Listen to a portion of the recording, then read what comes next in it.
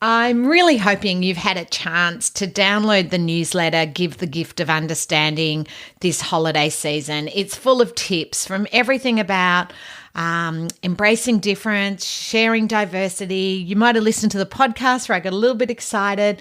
Well, part of that book had about disclosing diagnosis, and it's one of the most frequently asked questions I get asked, like, should I tell their child? How should I tell my child? Now, Anna Tullemans, who is a parent and a teacher assistant and consultant, and as you know, I've written 4 best-selling books with Anna, and I always love when a parent and teacher work together. Well, Anna did an interview with me, or a podcast interview, 2, one on talking to a child about diagnosis, episode 151, and one about talking to family and friends, which is episode 151. And I was thinking, Christmas time is often when you connect with family and friends, and often you might have had a diagnosis that year, or you might be waiting for diagnosis. You might be asked a lot of questions. So I actually thought now's a really good time to revisit that episode about sharing with family and friends about diagnosis, what to say. But also, Anna highly recommends having some books around. And in the gift of understanding, one of the things I recommend, a gift about what is autism spectrum. All cats have autism spectrum, all dogs have ADHD.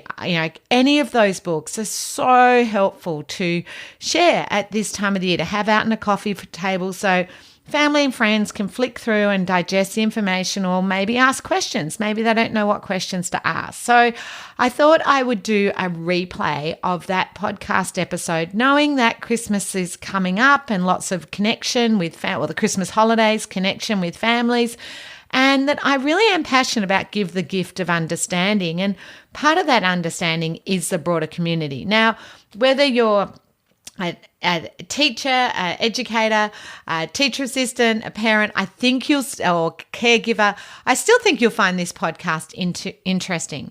Also, if you haven't been getting my emails, please, please, please check your inbox, because summer school is on at the moment. And I think summer school is so important, where you can do a course over summer when you're not busy, that you can actually have a bit of capacity in January to sit down and do some learning. Once you've caught up on all your Netflix and maybe read a couple of books, and you're like, okay, what am I ready to do? How am I going to get ready for this year? So the summer school courses, you have 6 months to do them, I think, all of them. So normally we give like 6 weeks per course, but we extend that. You can always ask for an extension. But there's if you're in the early years, and particularly if you're looking for some accredited training in New South Wales or ACT, you can do 10 hours of training online, literally, while you're cooking dinner or wherever. You don't have to go to a course. You don't have to be released. You can watch it in your own time. You can stop, pause, rewind. So I highly recommend have a look at summer school. So there's an early years one that I highly recommend for early childhood educators, which is my early childhood course is really about how do we accommodate diverse learners in a play-based curriculum. A non-verbal child, or a child with sensory challenges, or, many of the children are undiagnosed, but we know we need to accommodate and adjust for our diverse learners. So that's that course. And then my teaching strategies and behaviour support together, which I just think is a great combination. The other summer school is Tony Atwood and myself. So Tony Atwood's a psychologist. He does what to do, and he does what is autism spectrum, and I do what to do. So that's a perfect combo. There's no overlap in that. As you know, this year, one of my passions has been social emotional learning.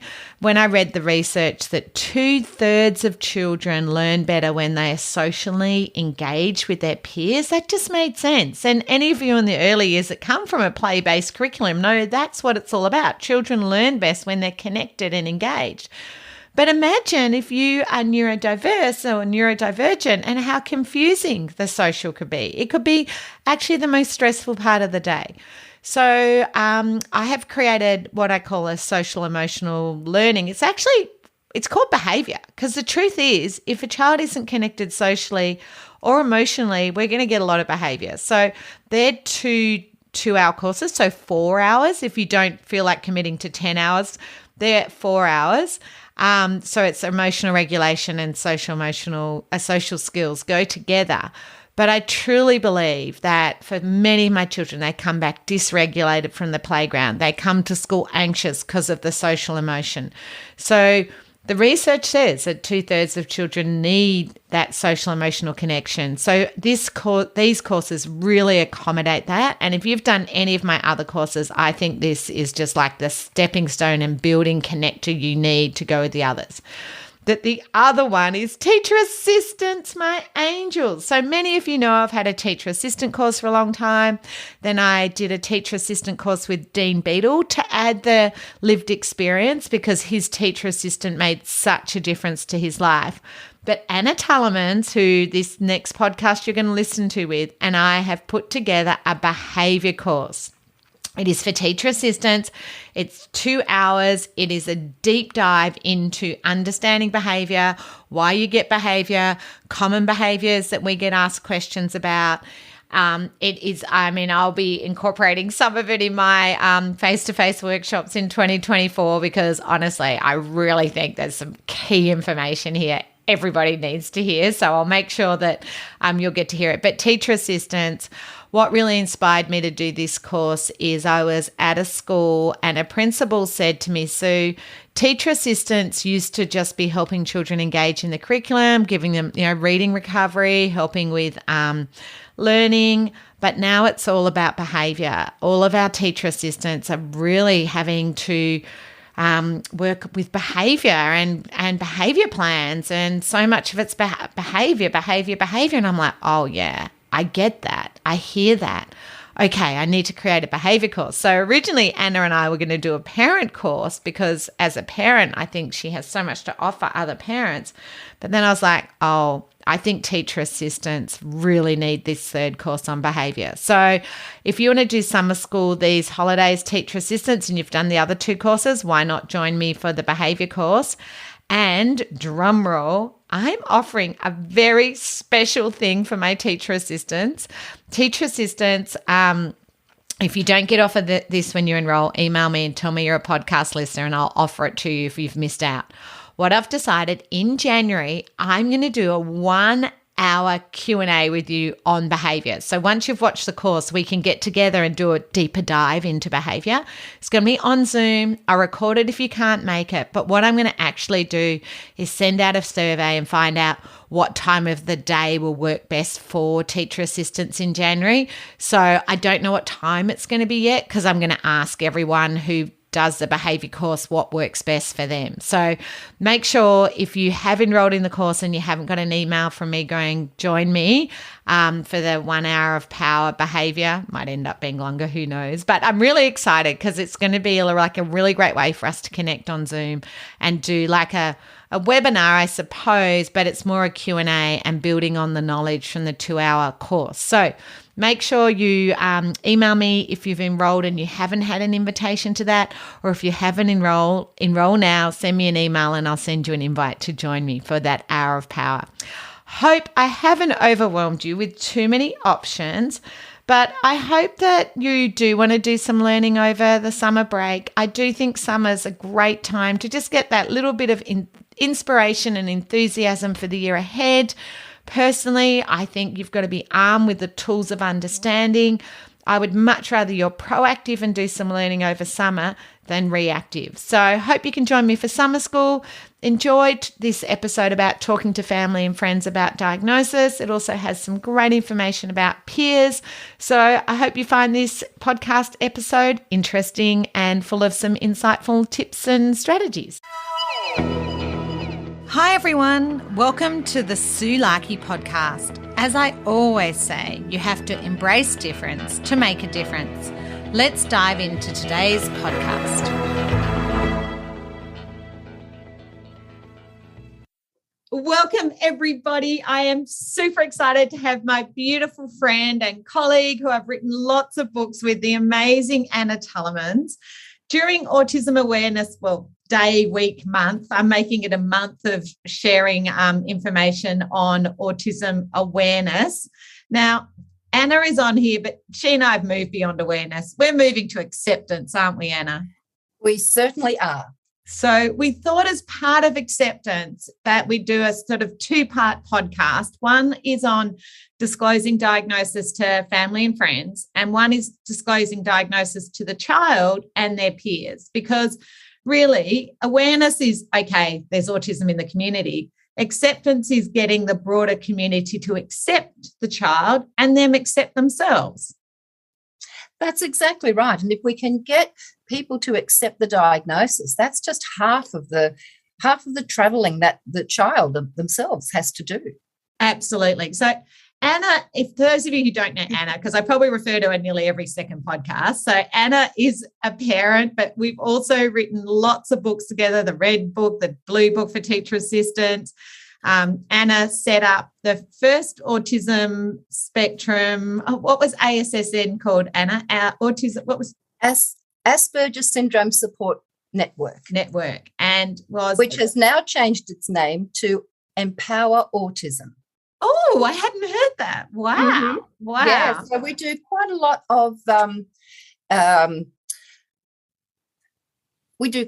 of workshops and things around adults and teenagers. Fantastic. So Anna and I met many years ago now, and over the years we've basically written books wherever we saw a need. Anna, on this first part of the diagnosis, I think you and I both know talking to family and friends about diagnosis can be daunting. And so we wanted to just give some tips and information, sort of, you know, where to start, what to do, how much to tell, how much is reasonable for people to understand. And so what are some of the important factors to keep in mind when parents or carers are sharing diagnosis? Well, the first thing to think about is how close is your relationship with these family members and with your friends as well, because depending on how close you are will depend on how much information you need to give. Also, you've got to think about how do they perceive your parenting skills and how do they see you as a parent. The other part there is also about how are they going to perceive your reactions to anything that you give out. What sort of information are you going to give to them and how are they going to react? But how are you going to react to that information? So it's all about being calm. It's all about understanding the diagnosis for yourself. And it's also understanding how the family looks at what you're doing with your child. What I really mean is my son, he was the eldest of the family, he was my eldest child when he was diagnosed. And coming from Italian stock, there was not allowed to be anything wrong with the first child. Like the first child is the be all and end all, and especially if he's a boy, because my parents are a bit old-fashioned. And so it was about understanding that at first they thought it was just the way I was parenting my son. So the information that I had to give them was quite different to information that I could give to other people to create that understanding. So can you give us an example of what you might have had to tell your parents compared to a friend? Yeah, well, some of that was, okay, for a friend, I would have said, Daniel is doing that because of his diagnosis. And his diagnosis means that we need to explain things to him a lot more intricately.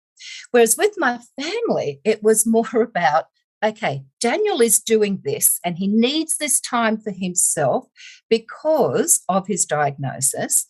But then I needed to give really, really specific information about, okay, he needed this quiet time because he needs to be able to quiet himself before he can come and talk to you. So it was much more detailed and much more informative.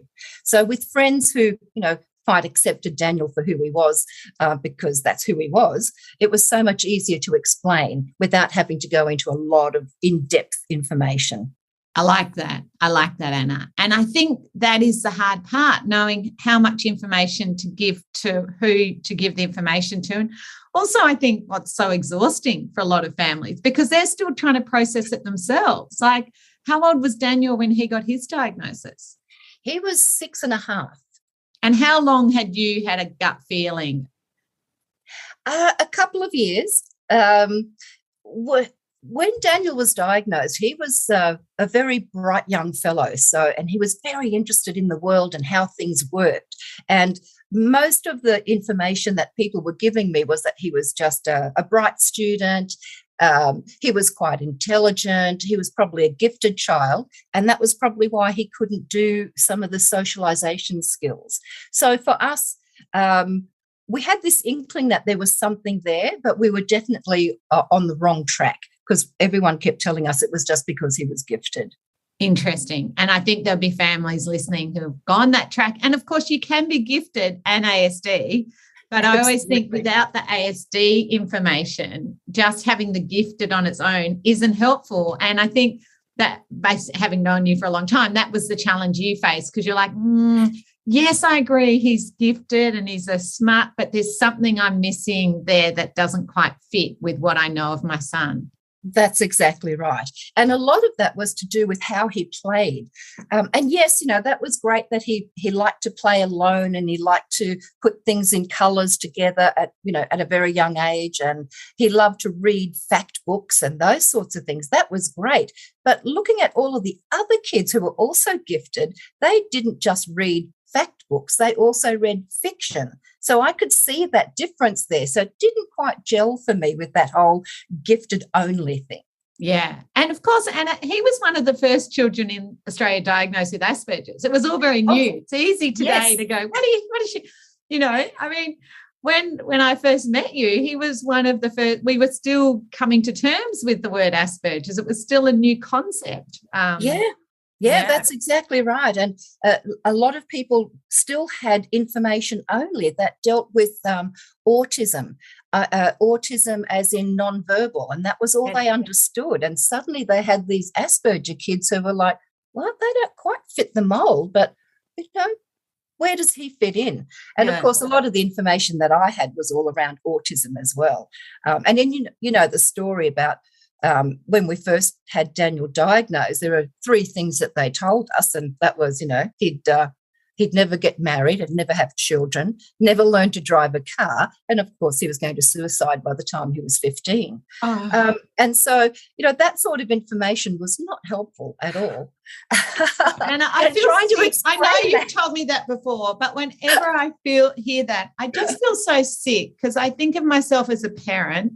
I get teary because I think, imagine hearing that with a 6-year-old, which he would have been, that 6.5, someone's telling you your child's going to suicide, that they're never going to drive. And the reason I get teary is I know how hard you've had to advocate for him along the way, and also where he is today, that he's, got an amazing job, lives in America, owns, bought a house, drives Absolutely.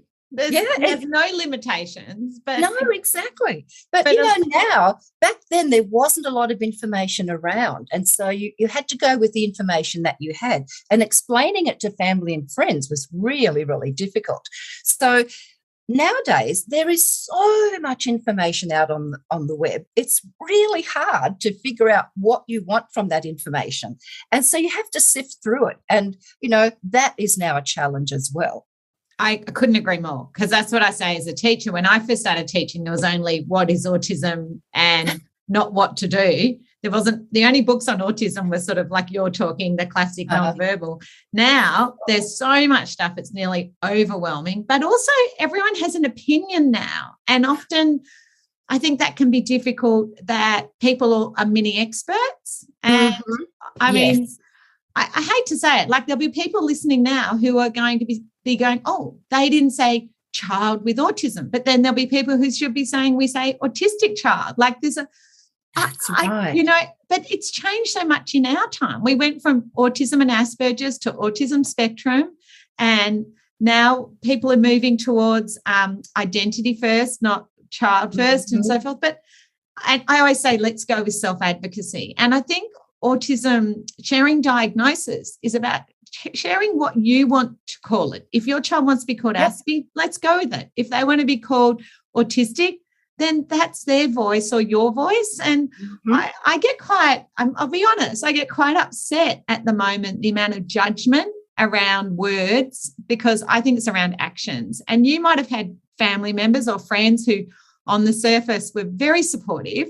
Oh, yes, Anna, definitely. But you never heard from them again. Did that happen for you? Did that happen? Lots of times. And in the beginning with the first diagnosis, I really didn't know what to tell people because there wasn't a lot of information out there.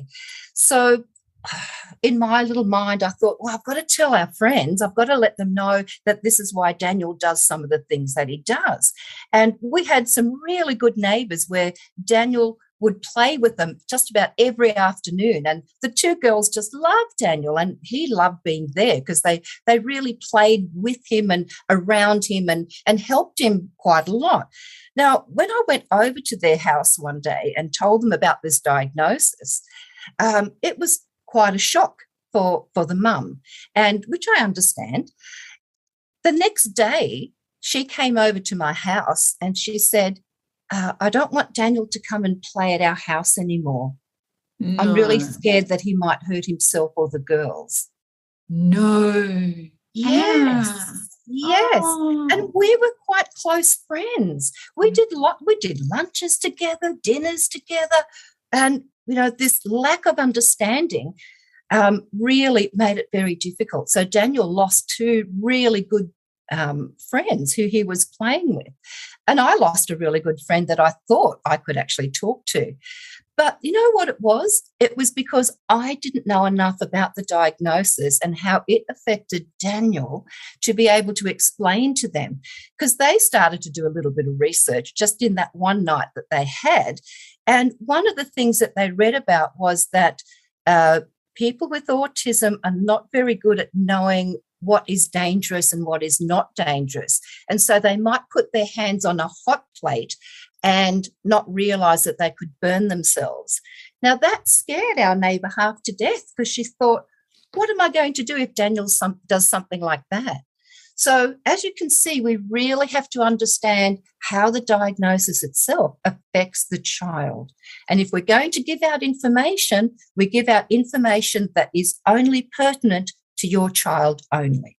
Yeah, which is one of your tips in your sharing diagnosis with family and friends. Is it? Yeah. I always forget. What's the exact title of the book? It's called Disclosing the Diagnosis. That's it. And before I forget, very exciting for Autism Awareness Month, we're calling it, or Acceptance Month. Anna has kindly offered to give away 100 of those books to anyone who buys one of the books that she's written or that we've both written together, because we're very passionate to get the information out to people and make sure people aren't like you, Anna, in the future and experience people doing that. Because I know one of your top tips I love in your book is where you say, cross out the information that isn't relevant to your child. Now, obviously, that came from a very painful experience for you.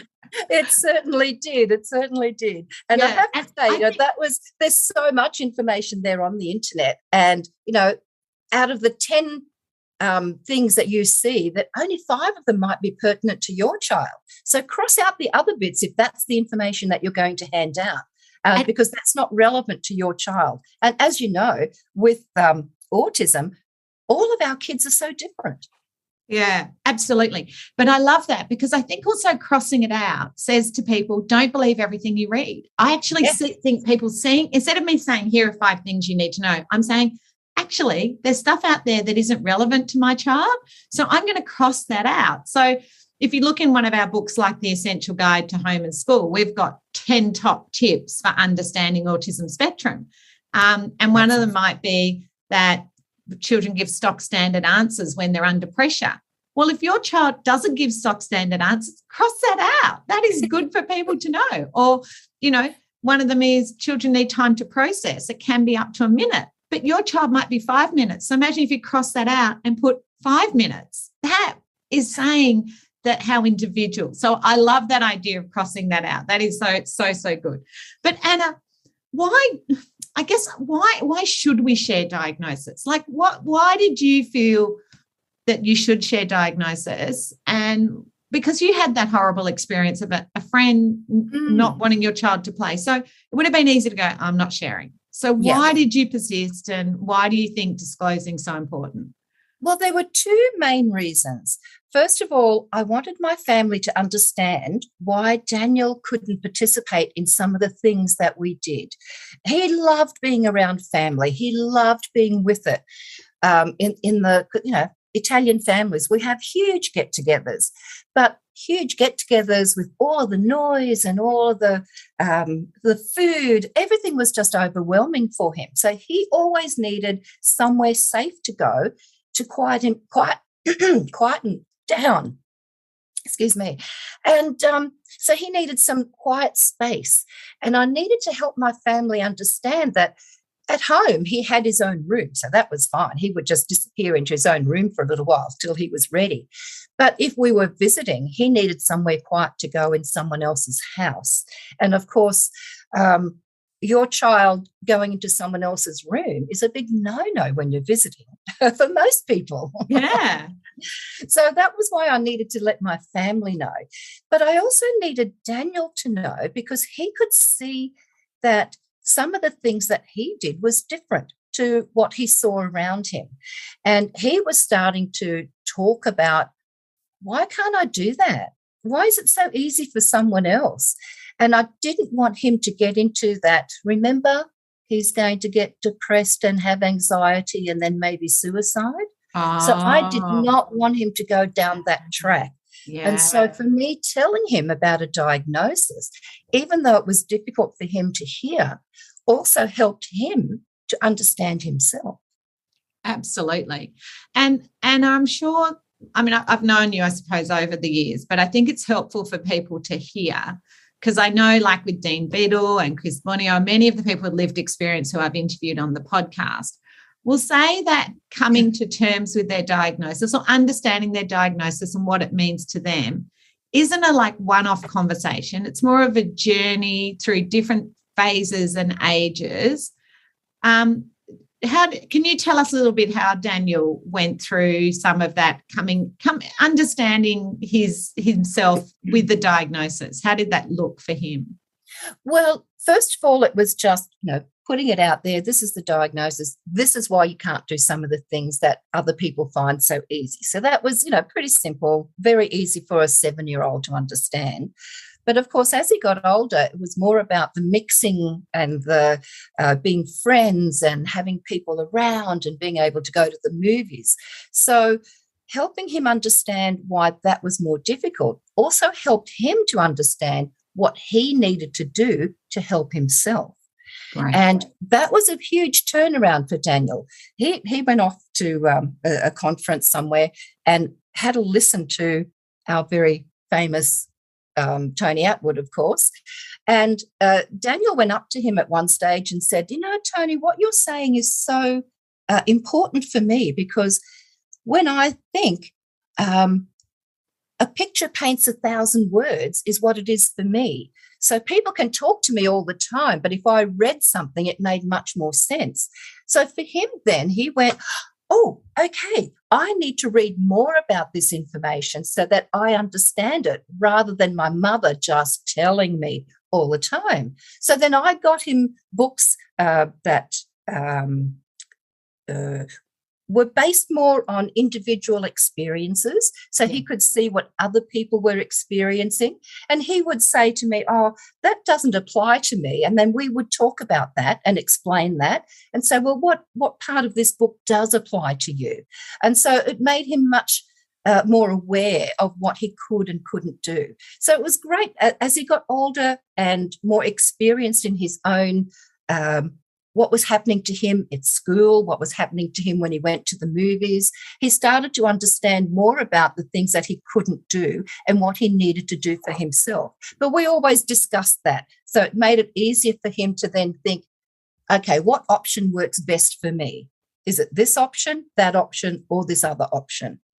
Absolutely. So, and Anna, I think what you're saying is lived experience books are amazing. Yes, I couldn't agree more. And this is where I always say to parents, even following people like Dean Beadle or Chris Bonio or Yen Perkins, like on Facebook, like actually having some mentors who but what I'm hearing is it starts a conversation, and it has to be disclosing diagnosis needs to be an ongoing conversation with the child, but also with your family, because it's not a one-off conversation.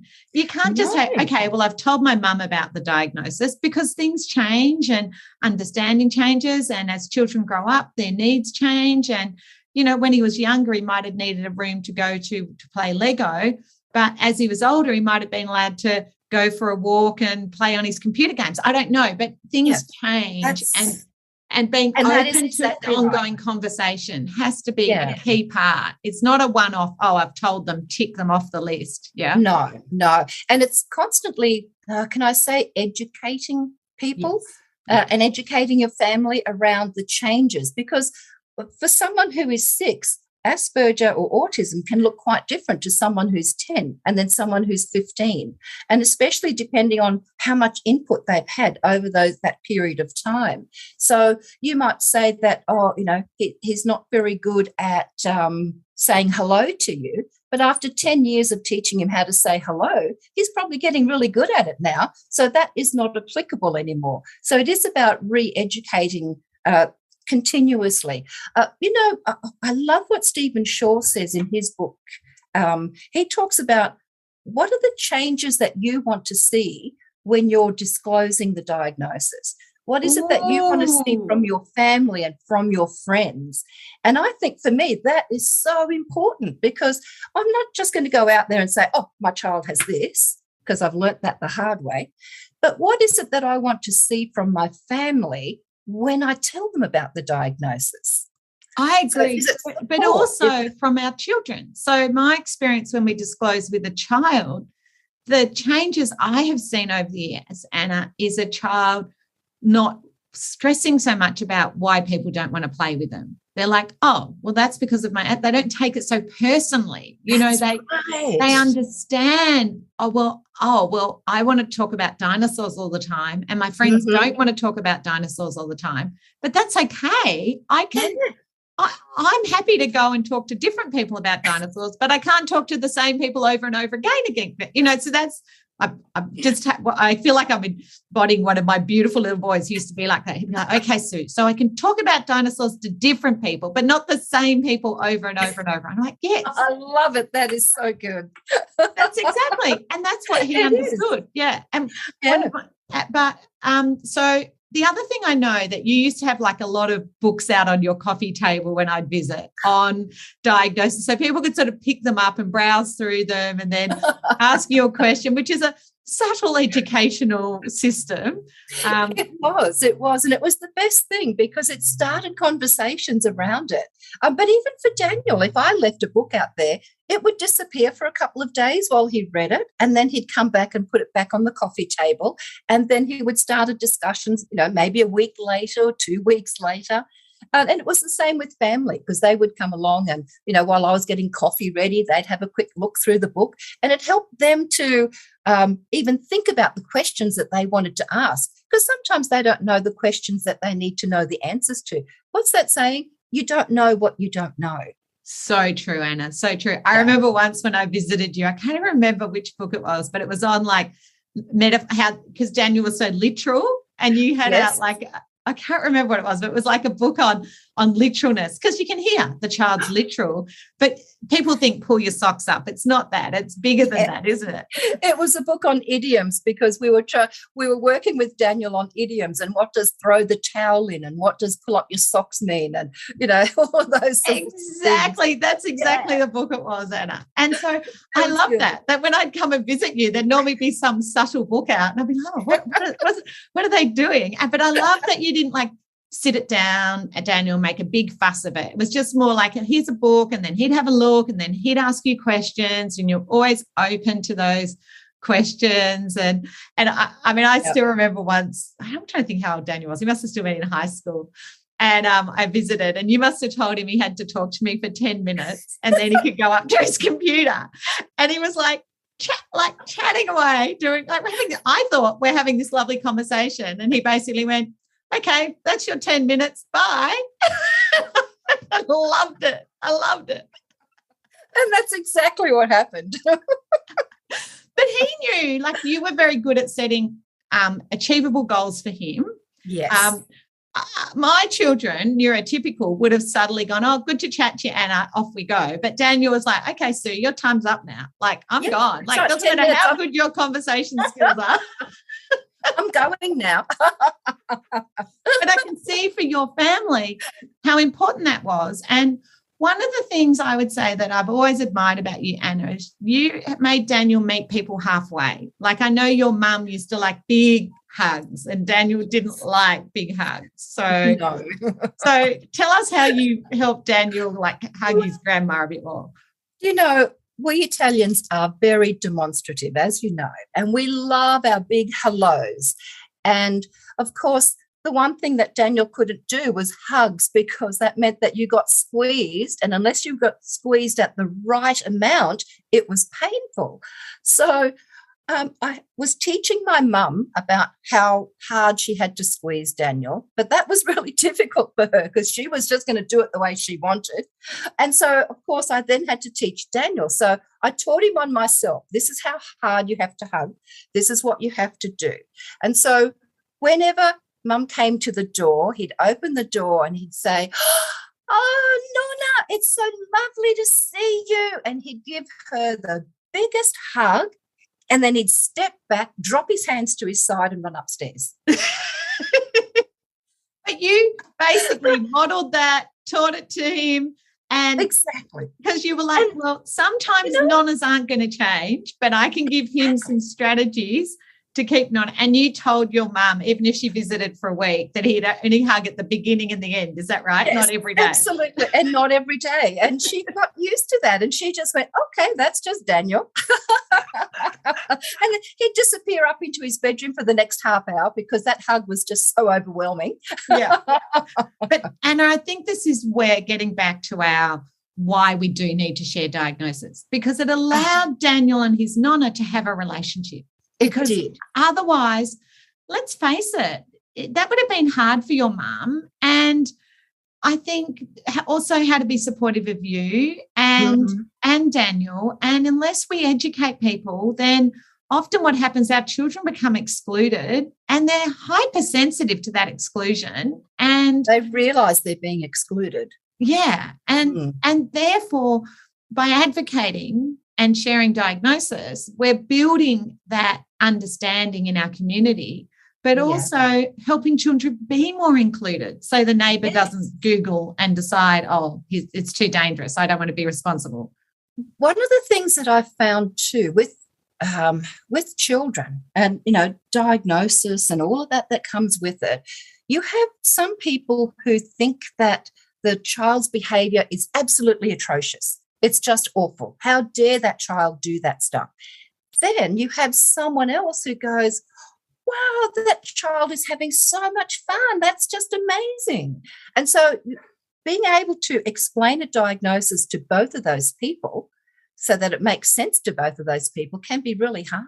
So where do you start? What information are you going to give that person who thinks that behaviour is atrocious, whereas where the other person says, oh, that child is just having fun and maybe a bit precocious or maybe very outgoing, you know. So it's thinking about how do I tell the two different sides here so that people understand what the diagnosis is about. I love that. Now, in your book, you've got 8 steps to deliver the news, and I assume you edit those depending on the person and how they are. And we probably haven't got time to go through all the 8 steps, but obviously lots of people are going to get the book for free anyway.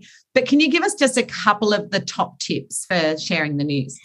Well, I think one of the best things is, first of all, know what everyone knows. How much do they understand? Wow. And so true. Because how often do you get told your child doesn't look autistic? You know, well, doesn't that tell you, oh, wow, they don't know, there is no look for autism? You know, like knowing what they know, that's so powerful. Yes. It is. So what do they really understand? Yeah. But the next thing is, what are they ready to hear? Yeah. Because sometimes they're not ready to hear about all of the stuff that you need to talk about. So assess what they know, which will then give you an idea of how much you need to tell them at this first stage. What are the first few things that you need to say? Yeah. The second thing is making sure that you tell them at the right level. Some people are very academic and they love all of that academic, this is what it's all about. But other people need to know it in just plain old English. So figure that one out as well. Anna, I'll be honest, I really struggle to explain autism to people without the eyes glazing over, because every child I know is different. So if I start thinking about Daniel, then I'm going to describe it differently to what I'm going to describe, Michael, who I taught years ago, to Nathaniel, to Elijah, and then a girl on the spectrum completely different. So I get so muddled. If I'm thinking about an individual child, sometimes it's easier. Mm-hmm. When people ask me what is autism spectrum, I'm like, and they're like, aren't you meant to be an expert? And I'm like, no, I'm an expert on individual children, not every child. Not on the whole general idea. No. And that can be really hard. That's why I always say, look, think about your child and what you need for your child, and just focus on that. Don't focus on the overall, this is what autism is and this is how it affects everyone. Just think about what they need to know about your very own child, because that makes it easier to explain the diagnosis. I love that. I love that. Yeah. I love that. And what else do we need to do stepwise? Sorry, I went off on a tangent. Anna. That's fancy that. Let's be positive. Let's think about the good things before we start talking about the bad things. Daniel might be really good at doing puzzles and he can do them upside down. That's fantastic. What a great thing that he can do, because he sees shapes rather than colours, or, that's a really great thing to do. But that also points to there are some things that he can't do. So point out the really positive things first and then balance them with the negative. I love it. I love it. I love it. That is so helpful.